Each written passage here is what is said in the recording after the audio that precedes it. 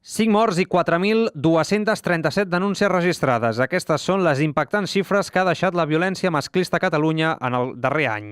Com la majoria de municipis del país, Premià de Dalt es va sumar durant tota la setmana passada als actes de repulsa contra aquesta xacra social. Per començar, el passat divendres 28 de novembre, la regidora d'Igualtat, Magda Julià, va llegir un manifest amb motiu de denúncia d'aquesta problemàtica social. Ho va fer a la sala de plens de l'Ajuntament, acompanyada de gran part dels regidors, així com d'una cinquantena de premianencs que van assistir a l'acte.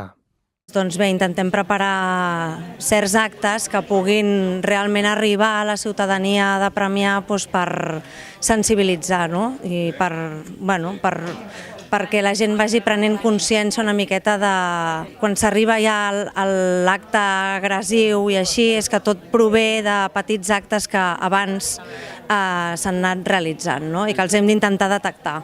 Com cada any volem posar el nostre granet de sorra per col·laborar a erradicar aquesta xacra que tenim a la societat, que és la violència de gènere.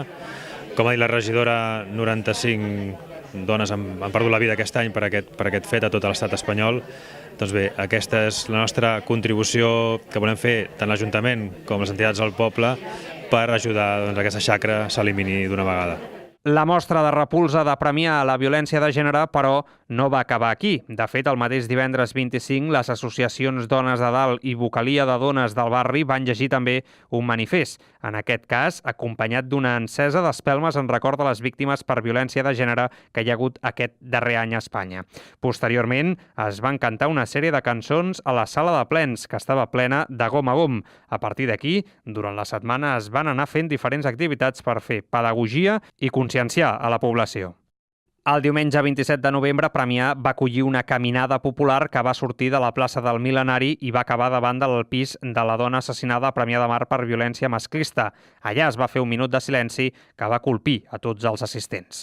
Per acabar, el dimarts 29 de novembre, el duet Les Mireies van fer una performance al mercat ambulant del barri Santana. Les dues dones anaven vestides de blanc per cridar l'atenció. L'activitat consistia en que les Mireies voltaven pel mercat i xerraven, tant amb venedors com amb gent que voltava per la zona sobre la temàtica.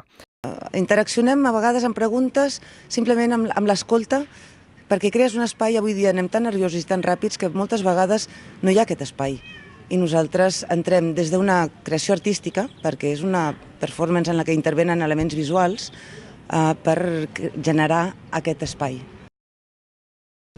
Aquesta performance es diu Donar veu, fer un pas, i fer un pas, que és donar veu a la diversitat de veus que donguin el seu punt de vista, la seva opinió, que generen reflexió. Crec que entorn de la violència de gènere hi ha moltes visions, moltes experiències diverses, i entre tots a veure si podem fer un pas. Després van fer una xerrada de debat en forma de dinàmica. Van col·locar unes cadires en forma de cercle amb la paraula violència pintada al centre. L'objectiu era clar, impactar per conscienciar la població.